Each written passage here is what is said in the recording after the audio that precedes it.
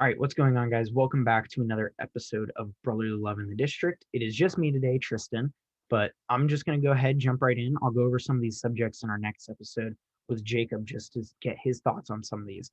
But I'm just going to jump right in, go give a little rundown of what we're going to go over today, and then I will hop right in and get into the main subjects.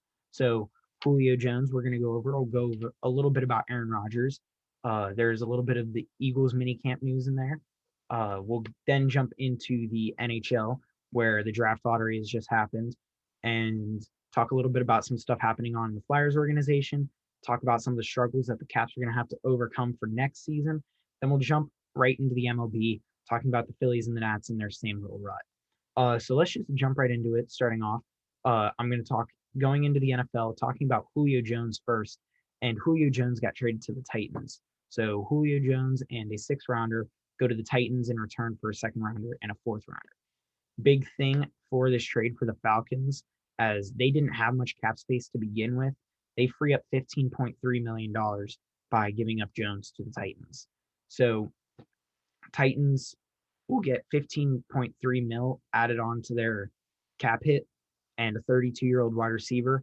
How much is this really going to help them? I'm not sure because I think the Titans are more of a run heavy offense, having Derrick Henry in the backfield being a two time in a row leading rusher in the league, and he's just a really stout running back for them all around. And I don't know if adding Julio will really help them because AJ Brown is, yes, I mean, he's a stud in himself. And then you add Julio Jones on the other side. That might open up a lane a little bit more for Derrick Henry, but I think they're a running offense, and I don't really know that Julio is going to get many receptions here in this offense with the Titans. So we will see how that plays out. The Falcons are now down to just Calvin Ridley at receiver. They did add Kyle Pitts in the draft, though, and Kyle Pitts is supposed to be a tight end and a wide receiver. He can line up anywhere on the field. So we will see where that works out for the Falcons. But I'm really interested to see how this will escalate for the Titans because they're in a really tough conference, not even a division, just like even in the division, they got a little bit of competition. You got the Colts in there, the Jaguars who are trying to make some strides. Not this year. I don't think the Jaguars will be competing for anything this year, but maybe in the next couple of years with Urban Meyer, Trevor Lawrence, who knows? Maybe Tim Tebow will make a little push for being a good tight end. But you got the Colts who are going to be putting up big numbers too. So I think in order for Julio to have won something, he might have wanted to stay in the NFC. But I don't blame the Falcons for not wanting to trade him within the NFC because then that might come back to bite them in the butt. So I think that overall, I think the Falcons, we'll have to see where these picks go because they aren't going to be in effect for a couple years. But I think being that Julio Jones is 32 on the back end of his career and being in now a run heavy offense, I think the Falcons might have gotten the better end of this trade, being that they lost 15.3 in cap space, well, gained 15.3 in cap space, maybe sign another receiver to help Ridley out and keep the field open for Kyle Pitts.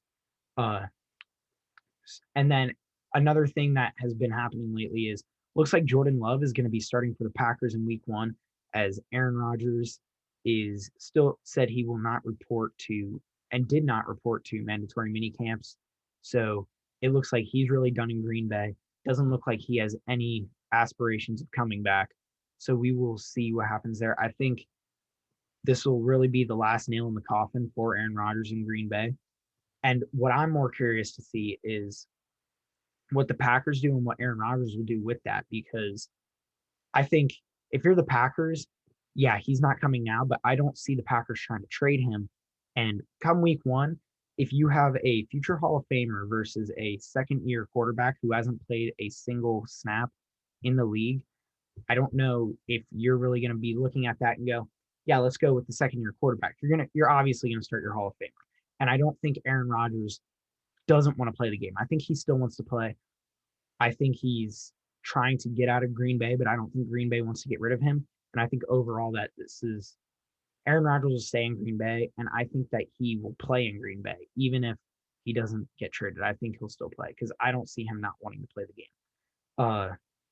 But with that, the mini camps did end for the Eagles and the Washington football team, and two bigger side notes with the Eagles mini camps is that it has been stated, and I know that Nick Sirianni has said that every position has a competition, but there are some positions you look at and you're kind of leaning towards one person starting over another. So, like you look at the quarterback position, you obviously are leaning towards Jalen Hurts starting over Joe Flacco.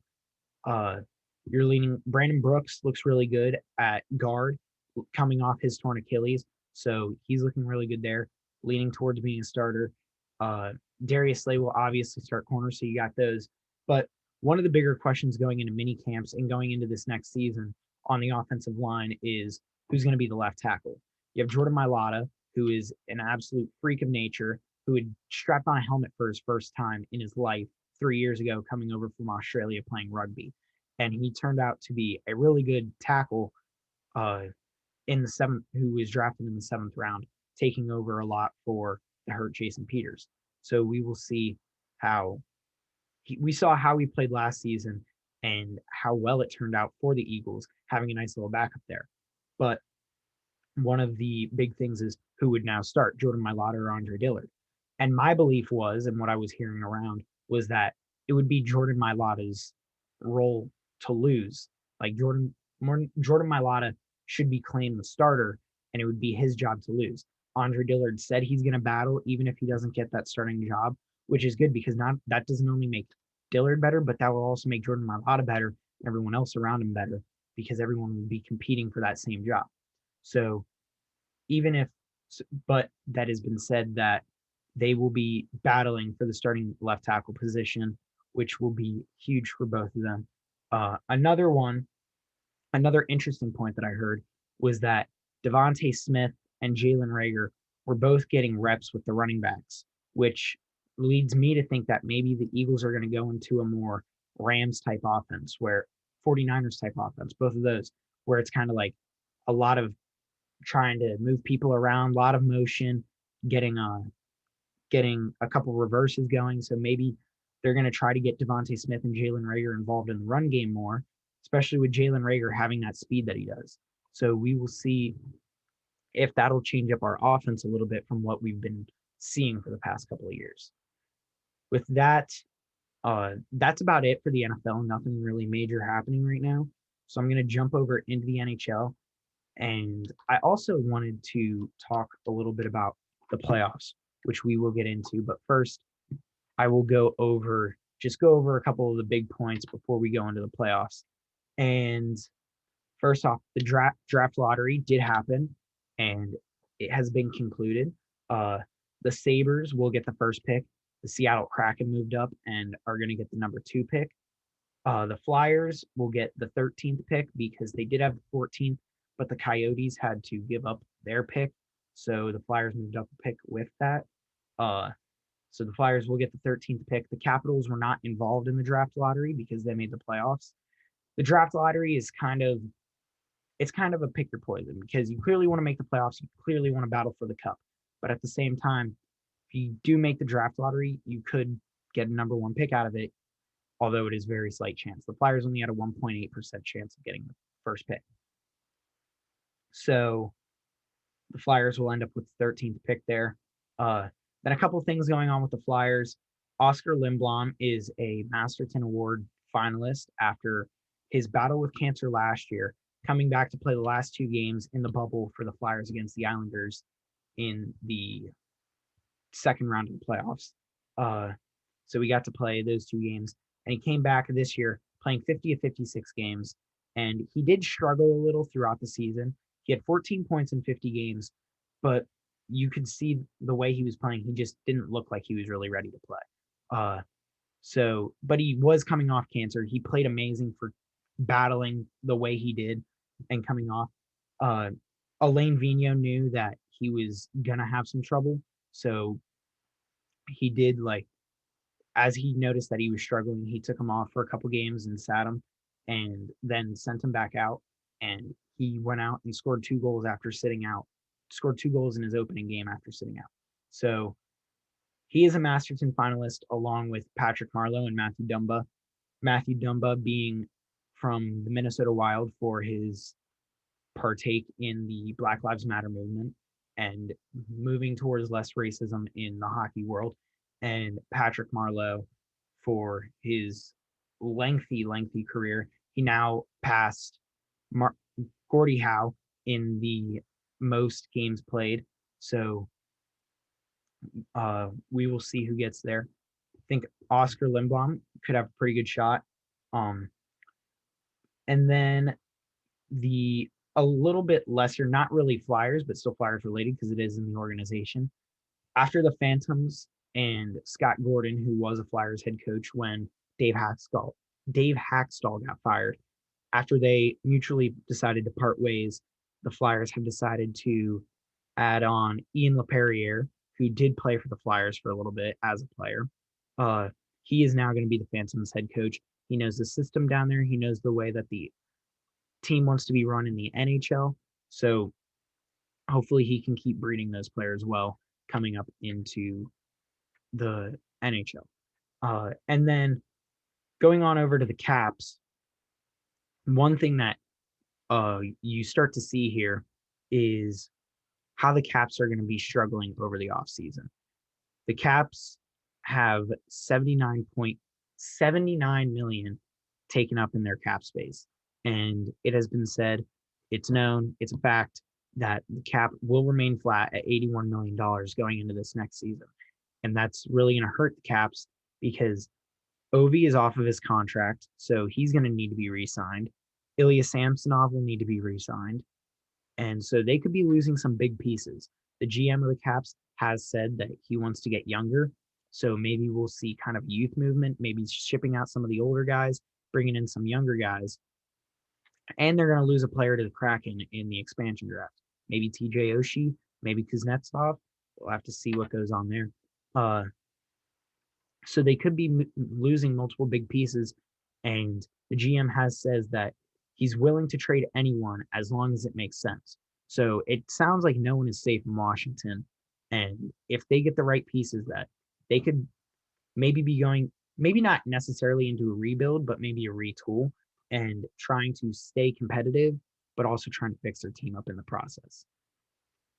With that, let's go on over and we'll talk about the playoffs as that is clearly happening. So you got a couple big stories here. So one, the Canadiens swept the Jets 4-0 series. That was a big series in and of itself. I really didn't expect this to go this way. I was expecting a nice 6-7 game series here.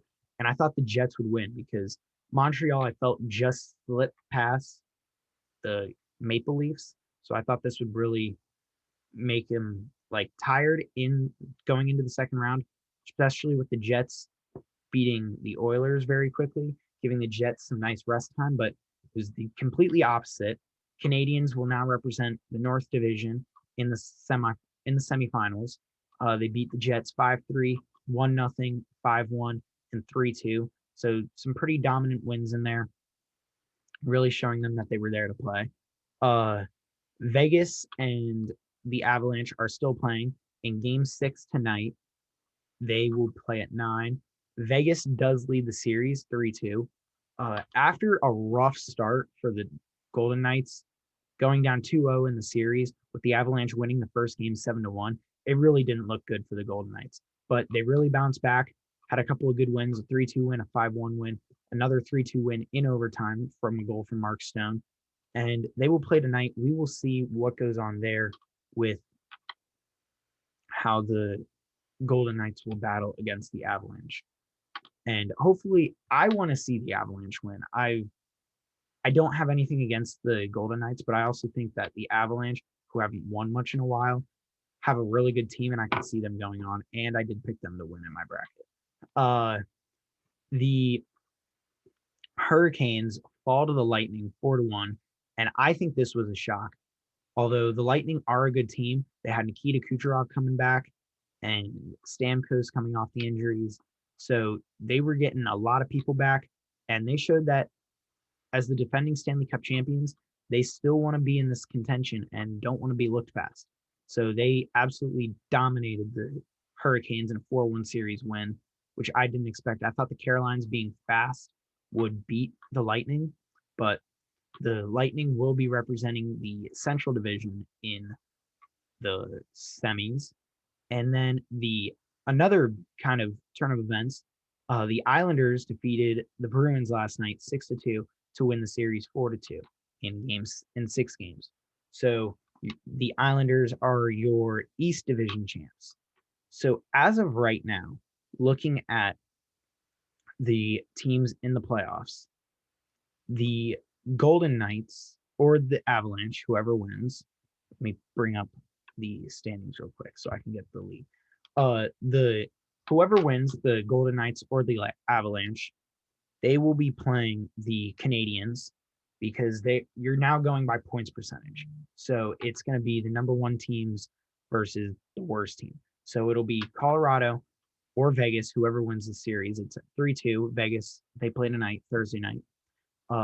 They will be playing the Canadians, and then the Islanders will be playing Tampa.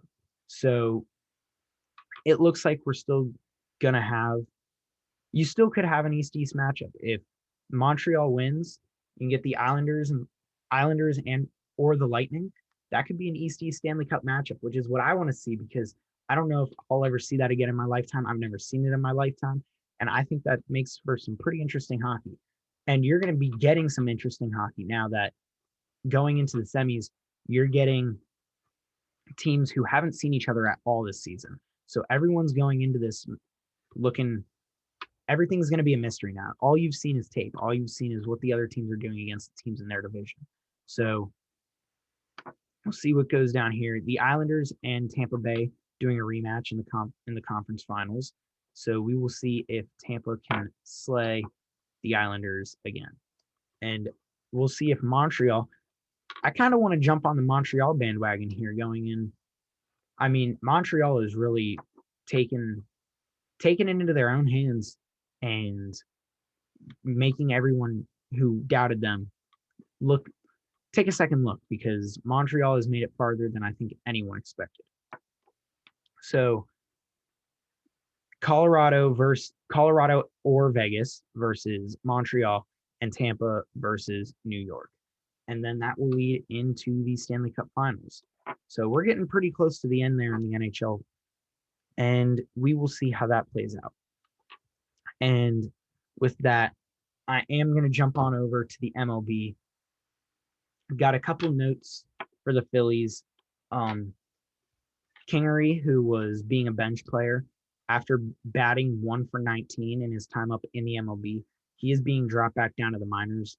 And with him dropping down to the minors, the Phillies will bring up Luke Williams, who was on the Olympic team. And he was going to go to Japan to play with the Olympic team. But since he got the call up to the big leagues, he decided against that. So he's on the Phillies. And he made an immediate impact, helping the Phillies, who were struggling a little bit with some injuries and batting totally. Pitching is still a little iffy, but he makes an immediate impact coming into a 1-0 game, and Andrew McCutchen walks against Atlanta. This is Wednesday night, so yesterday, June 9th. He comes into a game with Andrew McCutchen walking to first base, and as the rookie comes up, he gets a ball he likes and hits a 2-run walk-off homer in his starting debut, which as I was watching this, I was looking at my phone, watching this as it was go down, and I was sitting there, I'm like, it'd just be great if the rookie here got a 2-run walk-off homer against the Braves. And sure enough, and I think the Braves and the Phillies have kind of a nice rivalry there. So this was a nice little win for him. And hopefully this will be first of many for him, first of a good long career in Philadelphia, as some of their players who have been up and down haven't really been playing out well. So we'll see how the young guy fares up in the big leagues. but we are stepping up as we have gone 5-5 in the last 10. We've won the last 2 games straight. We've gotten 2 straight series wins against 2 divisional rivals, which is huge because now we are only 3.5 games back to the Mets, who are in first place at 30-24. The Phillies are now in 30-31 in second place. Atlanta 29-31 in third place, 4 games behind first place. Washington, who has been struggling quite a bit, they're still stuck in that rut. They're not really getting the bats they need, not really getting the pitching they need. They're just kind of hanging out there with Miami. Washington 25-33 at 7 games behind the division leader, and Miami 26-35, 7.5 games behind the division leader. At this point, this division is so bad. The teams under the Mets have a better shot of catching the Mets to win the division than they do of even making a wild card. And there's still a long way to go. We're only 60 some games in, depending on what team you're on. So there's still a lot of baseball to be played, but the Phillies looking like they could be doing a little bit better. They just got Bryce Harper back, who has been making it known that he's feeling healthy again. And Didi Gregorius has been ramping up his recovery and should be returning next week. So the Nationals still kind of struggling. The Phillies coming off some injuries, hoping to start to step it up to maybe push towards that first place spot. Still 3.5 games behind. Still a lot of baseball to be played. And I'll give you the Phillies got a rough little schedule coming up, as they have the Yankees in a 2-game series, the Dodgers in a 3-game series, and San Fran in a 3-game series, and then coming back home for Washington. So that's going to be a little bit of a rough trip. And Washington will be starting out. They won't be starting out tonight as their game got postponed, but they're starting out with the first place San Francisco Giants in a 3-game series. Then they will stay home for Pittsburgh, and then the Mets will be coming to them again, and then they got that 2-game series against Philadelphia. So 2 rough schedules for both teams, but I think the Phillies might be able to catch a couple of wins here. The one thing again about the Dodgers that's really going to be tough for the Phillies is their pitching. They got Clayton Kershaw, Buehler, Bauer. They got some tough pitchers, and the Phillies are really going to be tested at their bat at what they're going to be able to do here going into the rest of the month here in June. So with that, I am going to end it off here. I know this was a little bit different as Jacob wasn't here, but like I said, I'm going to try to go over a couple of these bigger notes with Jacob in the next one, and talk a little bit more about what's going on there. So with that, I am going to end it off there. You guys can follow us on our Instagram at BLNTheDC. DM us. You can email us at blnthedc@gmail.com. You can watch our videos on YouTube, where you're going to see the stream of us talking to each other and see everything that's going down there. And I think with that, I am going to go ahead and get out of here. So we will see you guys next time. Adios.